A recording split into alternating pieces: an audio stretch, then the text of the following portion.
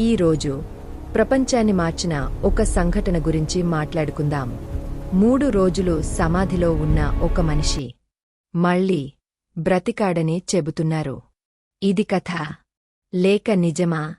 ఈ ప్రశ్నకు సమాధానం మీ జీవితాన్ని కూడా మార్చగలదు. స్తోత్రములు ప్రభువునకు. తెలుగు బైబిల్ ఛానల్కు మీ అందరికీ స్వాగతం. ఈ రోజు మనం పునరుత్థాన దినోత్సవం ఈస్టర్ గురించి ధ్యానించబోతున్నాం. యేసు శిలువపై మరణించిన తరువాత ఏమైంది? ఆయన నిజంగా లేచాడా? ఇది కేవలం ఒక సంఘటన కాదు, ఇది మన విశ్వాసానికి పునాది. యేసు శిలువపై మరణించాడు. ఆయన శరీరాన్ని సమాధిలో ఉంచారు. శిష్యులు భయంతో దాక్కున్నారు. అన్నీ ముగసిపోయినట్లే అనిపించింది. ఆశ చనిపోయింది. దేవుని వాగ్దానం కూడా ముగసిపోయినట్లే కనిపించింది. 3వ రోజు ఉదయం కొంతమంది స్త్రీలు సమాధికి వచ్చారు. కాని రాయి తొలగించబడింది. సమాధి ఖాళీగా ఉంది. దూతలు ఇలా చెప్పారు, ఇక్కడ లేడు, లేచెను. ఆ క్షణం చరిత్రను మార్చింది. మరణం ఓడిపోయింది. జీవితం గెలిచింది. యేసు లేవకపోతే మన విశ్వాసం వృథా. మన పాపములు ఇంకా మనపై ఉన్నాయి. కాని యేసు లేచాడు కాబట్టి మనకు క్షమ ఉంది.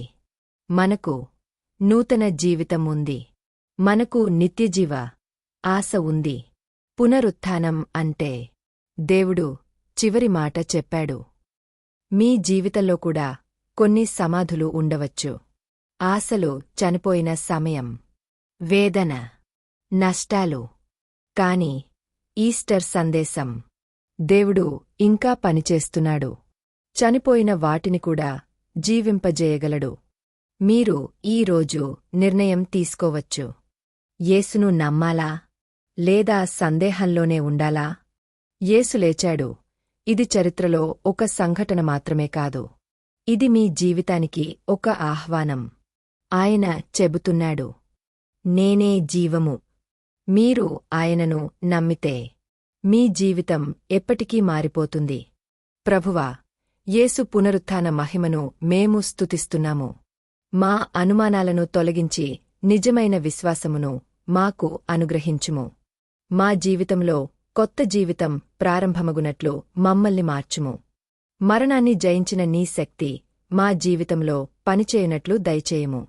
యేసు నామములో ప్రార్థించుచున్నాము. ఆమేన్. ఈ వీడియో మీకు నచ్చితే తప్పకుండా లైక్ చేయండి. మీ కుటుంబ సభ్యులతో షేర్ చేయండి. మా తెలుగు బైబిల్ ఛానల్ను సబ్స్క్రైబ్ చేయండి. మీ ప్రార్థన అభ్యర్థనలను కామెంట్స్లో పంచుకోండి.